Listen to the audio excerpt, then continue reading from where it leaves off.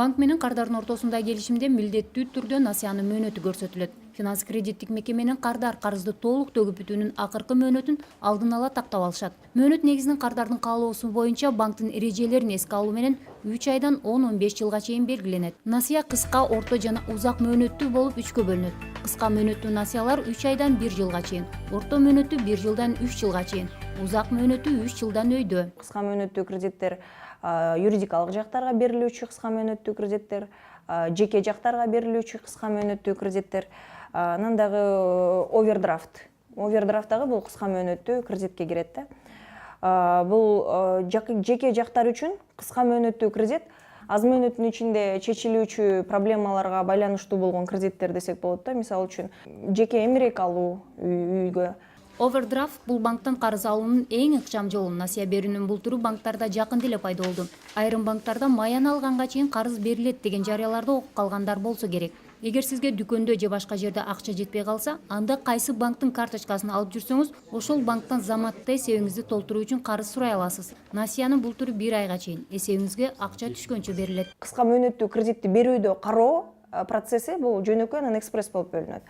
Жөнөкөй бул кадимкидей эле башка банктарда карап жаткандай эле бул мисалы үчүн кредитный эксперт аны 3 күндүн же бир нече күндүн ичинде карап, өзүнүн платежеспособностуна жараша анализдерди жүргүзүп, анан кийин кредит берүүнү же бербөөнү чечет дегенди түшүндүрөт да. Колдонулуп аткан экспресс бул бир нече сааттын ичинде эле гана кредитный специалист өзү эле бериш керек же бербеш керек экенин чечип берчү жолу. Финансисттердин айтымында кыска мөөнөттүү насыялар көбүнчө максатсыз болот. Банк берген акчанын эң аз пайызы гана ишкерликке, киреше табууга жумшалбаса, көбүнчө кымбат баалуу буюм тайымдарды сатып алууларга, кээде коммуналдык акыны төлөөгө коротулат. Жеке жактар мындай насыяларды ар кандай иш-чараларды, мисалы той өткөрүүгө же саякаттоого, дарыланууга алышат. Дагы бир түрү бул орто мөөнөттүү насыя. Бул банк же микрокредиттик уюм тарабынан 1 жылдан 3 жылга чейин берилген карыз. Кыска мөөнөттүү насыяларга лизинг, тиричилик, автонасыя, билим берүүгө, курулушка жана оңдоо иштерине берилген карыз кирет. Эгер кардар орто баадагы автомобиль эмес, батир алам десе, анда ипотека алууга туура келет.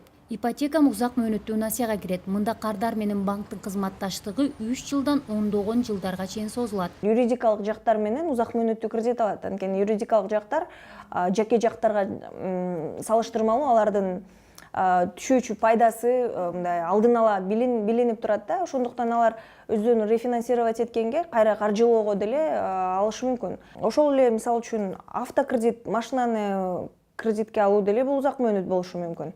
Мисалы үчүн 6 жылга. Узак мөөнөттүү насыялар бул ипотека, автокредит, максаттуу жана бизнеске насыя. Белгилей кетүүчү жагдай, айрым банктар насыянын мөөнөтүнөн мурда төгүп, жаап салууга макул болушпай, келишимде көрсөтүлгөн убакытта гана төлөөнү талап кылышат. Макул болгон мекемелер болсо кардардан айып пул алышат. Бирок кардар мыйзам боюнча эч кандай айып пул төлөбөй, банкты же микрокредиттик уюмду 1 ай мурда эскертип, келишимди мөөнөтүнөн мурда токтото алат. Это пролонгация. Пролонгация бул насыянын мөөнөтүн узартуу. Мисалы, сиз 10 жылга насыя алган болсоңуз, банктын макулдугу менен аны дагы 5 жылга узарта аласыз. Узак мөөнөттүү насыянын дагы бир өзгөчөлүгү бул эркин үстөк пайызды таңдоо мүмкүнчүлүгү. Мында кардар менен банк жыл сайын насыянын үстөк пайызын карап чыгууга макулдашат. Үстөк пайыз финанс рыногундагы ахуалга карата азайып же көбөйүп калышы ыктымал.